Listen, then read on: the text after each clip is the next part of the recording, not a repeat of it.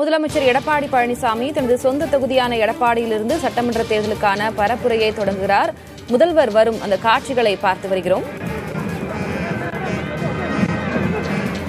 தனது முதல் நாள் முதற்கட்ட பரப்புரையை தொடங்குவதற்காக சேலம் மாவட்டம் எடப்பாடியில் முதலமைச்சர் பழனிசாமி மக்களுக்கிடையே வந்து கொண்டிருக்கும் அந்த காட்சிகளை பார்த்து வருகிறோம்.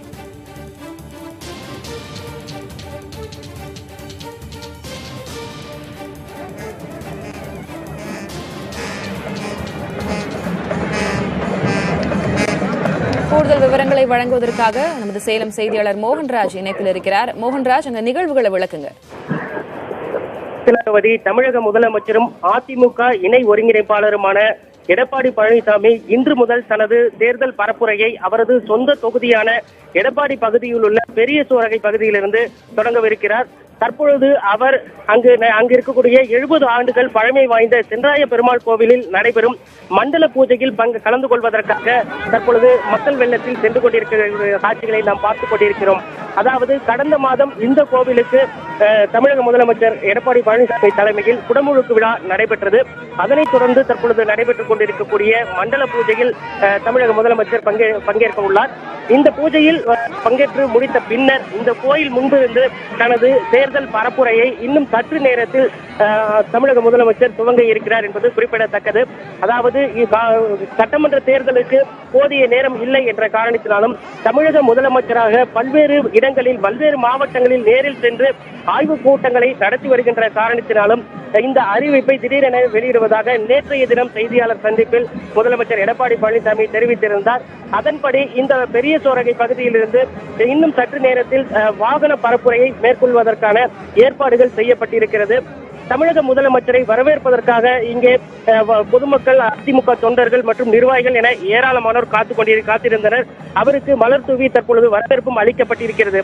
எடப்பாடி சட்டமன்ற தொகுதியை பொறுத்த வரைக்கும் ஏற்கனவே கடந்த தேர்தல்களில் பார்த்தோம் அப்படின்னாக்கா பெரும்பாலான ஆண்டுகள்ல அதிமுக தான் வெற்றி பெற்றிருக்கிறது. அதாவது கடந்த காலங்களில் 6 முறை இந்த தொகுதியில் அதிமுக வெற்றி பெற்றிருக்கிறது. அதிலும் குறிப்பாக 4 முறை எடப்பாடி பழனிசாமியே வெற்றி பெற்றிருக்கிறார் என்பது குறிப்பிடத்தக்கது. 1989ஆம் ஆண்டு அதிமுக 2 அணிகளாக பிரிந்த காலகட்டத்தில் ஜெயலலிதா அணி சார்பாக சேவல் சின்னத்தில் நின்று எடப்பாடி பழனிசாமி இந்த எடப்பாடி தொகுதியில் நின்று போட்டியிட்டு வெற்றி பெற்றார் என்பது குறிப்பிடத்தக்கது. அதிலிருந்துதான் அவருக்கு கட்சியில் ஒரு மிகப்பெரிய முக்கியத்துவம் வழங்கப்பட்டது அப்படிங்கிறதும் அரசியல் விமர்சகர்கள் தரப்பில் தெரிவிக்கப்படக்கூடிய ஒரு விஷயமாக பார்க்கப்படுகிறது. எனவே இந்த அதிமுக எடப்பாடி தொகுதியை பொறுத்த வரைக்கும் அதிமுகவின் கோட்டை என்ற ஒரு சூழ்நிலை தான் இருந்து வந்தது. ஆனால் கடந்த நாடாளுமன்ற தேர்தலை பொறுத்த வரைக்கும் அதிமுகவுக்கு இந்த தொகுதியில் ஒரு சின்ன சறுக்கல் ஏற்பட்டது அப்படின்னே சொல்லலாம்.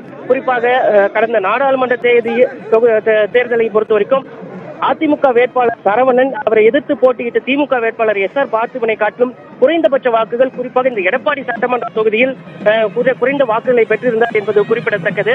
எனவே அந்த விஷயமானது அதிமுக தொண்டர்களிடையே ஒரு பெரிய அதிர்ச்சியை ஏற்படுத்தக்கூடிய விஷயமாகவும் பார்க்கப்பட்டது. எனவே இது போன்ற விஷயங்களை கலைந்து வரக்கூடிய சட்டமன்ற தேர்தலில் முழுமையாக களமிறங்கி நிர்வாகிகள் மற்றும் தொண்டர்கள் பணியாற்ற வேண்டும் என பல ஆய்வுக் கூட்டங்களில் தொடர்ச்சியாக முதலமைச்சரும் இணை ஒருங்கிணைப்பாளருமான பழனிசாமி வலியுறுத்தியது குறிப்பிடத்தக்கது. அந்த அடிப்படையில் தற்பொழுது தனது முதற்கட்ட பரப்புரையை பெரிய சோரகை பகுதியிலிருந்து தொடங்கக்கூடிய தமிழக முதலமைச்சர் அதன் தொடர்ச்சியாக நடக்கக்கூடிய பல்வேறு எடப்பாடி தொகுதியில் நடக்கக்கூடிய பல்வேறு அரசு விழாக்களில் பங்கெடுத்து அம்மா மினி கிளினிக்குகளை திறந்து வைக்க இருக்கிறார். அந்த விழாக்களிலும் அவர் உரையாற்ற இருக்கிறார். அதே போல இருப்பாளி மற்றும் ஆலச்சம்பாளையம் உள்ளிட்ட பகுதியில் நடைபெறக்கூடிய அரசு விழாக்களில் பங்கெடுக்கக்கூடிய தமிழக முதலமைச்சர் அங்கு பயனாளிகளுக்கு நலத்திட்ட உதவிகளை வழங்கி ஏற்கனவே முடிக்கப்பட்ட திட்டங்களையும் தொடங்கி வைக்கிறார். அது மட்டுமல்லாமல் புதிய திட்டங்களுக்கு அடிக்கல் நாட்டுவதற்கான ஏற்பாடுகளும் செய்யப்பட்டிருக்கிறது. திலகவதி. நிச்சயமாக மோகன்ராஜ், இன்றைக்கு முதல்வர் தனது பரப்புரையில் என்னென்ன விஷயங்களை, என்னென்ன அம்சங்களை மக்கள் முன்வைக்கிறார் போன்ற கேள்விகளும் இருக்கின்றன. அதற்கு முன்பாக கொரோனா பரவலை கட்டுக்குள் கொண்டுவர முதலமைச்சரின் இந்த ஆட்சிதான் நடவடிக்கை எடுத்துக்கொண்டிருக்கும் இந்த ஒரு சூழ்நிலையில அங்க கட்டுக்கடங்காமல் மக்கள் கூட்டம் இருக்கின்றதே.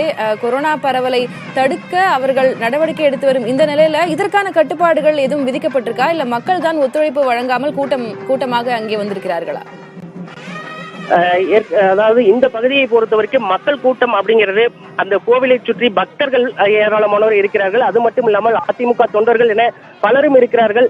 இங்கு இருக்கக்கூடியவர்களுக்கு காவல்துறையினர் தொடர்ச்சியாக ஒரு அறிவுறுத்தல்களை வழங்கி வருகிறார்கள். அதாவது கொரோனா காலகட்டம் இன்று சற்று தளர்வுகள் வழங்கப்பட்டிருந்த போதிலும் ஒருவருக்கொருவர் இடைவெளி விட வேண்டும், அது மட்டுமில்லாமல் முகக்கவசங்களை கட்டாயம் அணிய வேண்டும் என்பது உள்ளிட்ட அறிவுறுத்தல்கள் காவல்துறை மூலமாகவும் வருவாய்த்துறையினர் மூலமாகவும் தொடர்ச்சியாக அறிவுறுத்தப்பட்டு வருகிறது. இருந்த போதிலும் முதல்வர் வந்த பிறகு அவரை காணக்கூடிய ஆர்வத்திலும் கோவிலில் நடைபெறக்கூடிய மண்டல பூஜையில் பங்கேற்க வேண்டும் என்ற ஆர்வத்திலும் இங்கே பொதுமக்கள் அந்த அறிவுறுத்தல்களை மீறி கூட்டமாக நிற்கக்கூடிய காட்சிகளை தான் நம்மால் பார்க்க முடிகிறது.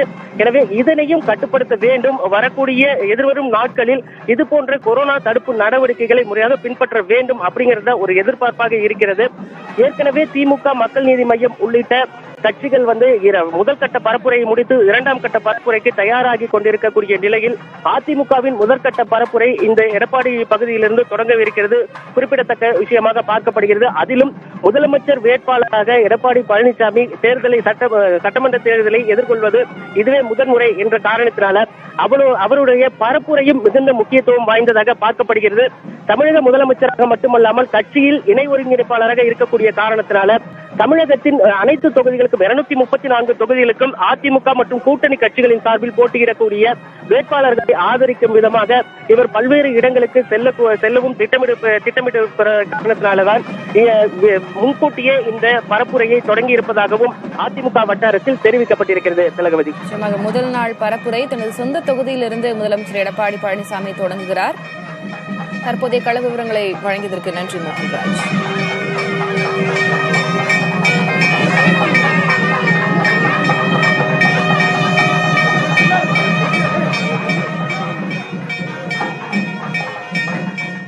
தனது சொந்த தொகுதியான எடப்பாடியின் பெரிய சோரகை பகுதியிலிருந்து தனது பரப்புரையை தொடங்குகிறார். பரப்புரையை தொடங்குவதற்கு முன்பாக அங்கிருக்கும் பெருமாள் கோயிலில் அவர் வழிபாடு செய்கிறார். அந்த காட்சிகளை பார்த்து வருகிறோம். சிறப்பு பூஜைகள் நடத்தப்பட்டு வருகின்றன. தொடர்ந்து கள தகவல்களை வழங்குவதற்காக நமது செய்தியாளர் மோகன்ராஜ் இணைந்திருக்கிறார். மோகன்ராஜ், பல விஷயங்களை நீங்க முன்பே குறிப்பிட்டீங்க. இன்றைக்கு என்னென்ன முக்கிய அம்சங்களாக அவர் பரப்புரையில் முன்னெடுத்து வைப்பார் அப்படின்னு எதிர்பார்க்கப்படுது? நிச்சயமாக திலகவதி, அதாவது இந்த சென்றாய பெருமாள் கோவிலை பொறுத்த வரைக்கும் கடந்த 2011ஆம் ஆண்டு சட்டமன்ற தேர்தல், அதன் பிறகு நடைபெற்ற 2016ஆம் ஆண்டு சட்டமன்ற தேர்தல், இந்த இரண்டு தேர்தலையும் அவர் களத்தில் இறங்குவதற்கு முன்பாக, பரப்புரையை தொடங்குவதற்கு முன்பாக இந்த கோவிலில் சுவாமி தரிசனம் செய்துவிட்டு தான் தொடங்கினார் அப்படிங்கிறது இங்கே இருக்கக்கூடிய அதிமுக தொண்டர்கள் குறிப்பிடக்கூடிய ஒரு முக்கியமான விஷயமாக. அதன்படி வரக்கூடிய சட்டமன்ற தேர்தலுக்கான பரப்புரையும் இதே பகுதியில் இருந்து தொடங்குகிறார் முதலமைச்சர் என்பது குறிப்பிடத்தக்கது. இந்த பரப்புரையை பொறுத்த ஏற்கனவே திமுக மற்றும் மக்கள் நீதி மய்யம் ஆகிய கட்சிகள் முதற்கட்ட தேர்தல் பரப்புரையை முடித்த நிலையில் அதிமுக சார்பில் முதல்கட்ட பரப்புரையை தமிழக முதலமைச்சரும் அக்கட்சியின் இணை ஒருங்கிணைப்பாளருமான தமிழக முதலமைச்சர் எடப்பாடி பழனிசாமி தொடங்க இருக்கிறார். பரப்புரையில் முன்வைக்கக்கூடிய முக்கியமான விஷயங்கள், எடப்பாடி தொகுதியை பொறுத்த வரைக்கும் அவர் செய்திருக்கக்கூடிய நலத்திட்டங்கள், ஏராளமான நலத்திட்டத்தை அவர் முன்வைத்துதான் தனது பரப்புரையை தொடங்குவார் என்ற எதிர்பார்ப்பு இருக்கிறது. அது மட்டுமல்லாமல் எதிர்க்கட்சிகள் விமர்சனங்கள், அதாவது எம்ஜிஆரை முன்னிறுத்தி மக்கள் நீதி மய்யம் தலைவர் கமல்ஹாசன் உட்பட பலரும் எம்ஜிஆரை முன்னிறுத்தி தங்களது பரப்புரையில் பேசி வருகிறார்கள். எனவே அவர்களது அந்த விமர்சனங்களுக்கு பதிலளிக்கும் விதமாகவும் இவரது பரப்புரையில் அவரது உரை இருக்கும் என்று எதிர்பார்ப்பும் எழுந்துள்ளது. இன்னும் சற்று நேரத்தில் சுவாமி தரிசனம் முடித்துக் கொண்டு இந்த கோவில் வளாகத்திற்கு முன்பிருந்து வாகன பரப்புரையை தமிழக முதலமைச்சர் தொடங்கவிருக்கிறார். அது மட்டுமல்லாமல் இந்த பகுதியில் அடுத்து நடக்கக்கூடிய அரசு விழாவில் பங்கேற்று அம்மா மினி கிளினிக்கையும் அவர் திறந்து வைத்து அரசு விழாவிலும் உரையாற்ற இருக்கிறார். எனவே அவரது பேச்சை கேட்பதற்காகவும் இந்த பரப்புரையை தொடங்கி வைத்து அவர் உரையை நிகழ்த்துவதை பார்ப்பதற்காகவும் இப்பகுதியில் அதிமுக நிர்வாகிகள் மற்றும் தொண்டர்கள் குவிந்திருக்கிறார்கள். மண்டல பூஜையில் பங்கெடுத்திருக்கக்கூடிய தமிழக முதலமைச்சர் எடப்பாடி பழனிசாமி தற்பொழுது கோவிலில் மண்டல பூஜையை ஒட்டி நடைபெற இருக்கக்கூடிய அன்னதானத்தை தொடங்கி வைக்கிறார். பொதுமக்கள் மற்றும் பக்தர்களுக்கு அன்னதானத்தை தொடங்கி வைத்து அவர் வழங்கக்கூடிய நேரடி காட்சிகளை நாம் பார்த்துக் கொண்டிருக்கிறோம். இந்த நிகழ்வுகள் முடிந்த பிறகு இந்த கோவில் முன்பிருந்து தனது முதற்கட்ட தேர்தல் பரப்புரையை தமிழக முதலமைச்சர் மட்டுமல்லாமல் அக்கட்சியின் அதிமுகவின் இணை ஒருங்கிணைப்பாளருமான எடப்பாடி பழனிசாமி இங்கிருந்து துவங்க இருக்கிறார். ஏற்கனவே நான் குறிப்பிட்டது போல இந்த கோவிலை பொறுத்தவரைக்கும் 70 ஆண்டுகள் பழமை வாய்ந்த இந்த கோவிலில் தான் கடந்த 2 சட்டமன்ற தேர்தல் பரப்புரையை தொடங்குவதற்கு முன்பாக சுவாமி தரிசனம் செய்துவிட்டு தொடங்கி இருக்கிறார். தற்பொழுது தமிழக முதலமைச்சராக அவர் சந்திக்கக்கூடிய முதல் சட்டமன்ற தேர்தல் என்ற அடிப்படையில் இந்த சட்டமன்ற தேர்தலுக்கான இவரது பரப்புரை மிகுந்த எதிர்பார்ப்புக்குரியதாகவே பார்க்கப்படுகிறது. எனவே ஏற்கனவே பல்வேறு விமர்சனங்கள் எதிர்க்கட்சிகள் வைத்துள்ள நிலையில் அந்த விமர்சனங்களுக்கு பதிலளிக்கும் விதமாகத்தான் இவரது பரப்புரை இருக்கும். அது மட்டுமல்லாமல் பல்வேறு மாவட்டங்களுக்கு அரசு அலுவலகங்களில் ஆய்வுக் கூட்டங்களை நடத்தி இருக்கக்கூடிய தமிழக முதலமைச்சர் இணை ஒருங்கிணைப்பாளர் என்ற முறையில் அங்கு இருக்கக்கூடிய ஒவ்வொரு மாவட்டத்திலும் இருக்கக்கூடிய அதிமுக நிர்வாகிகளையும் சந்தித்து தேர்தல் பணிகள் குறித்தான ஆலோசனைகளையும் முடுக்கிவிட்டிருக்கிறார். அதன் அடிப்படையில் சேலத்தில் நேற்று நடைபெற்ற ஓமலூர் அதிமுக அலுவலகத்தில் நடைபெற்ற கட்சி நிர்வாகிகளுடைய சந்திப்பு கூட்டத்திலும் இதே போன்று ஒரு விஷயம் முன்வைக்கப்பட்டுதான் இந்த ஆலோசனை கூட்டமும் நடத்தப்பட்டிருக்கிறது. அதன் தொடர்ச்சியாக தான் தற்பொழுது தனது முதற்கட்ட பரப்புரையை முதலமைச்சர் தொடங்கவிருக்கிறார். இங்கு துவங்கக்கூடிய இந்த பரப்புரையை தொடர்ந்து பல்வேறு அரசு விழாக்களிலும் பங்கெடுக்கிறார்.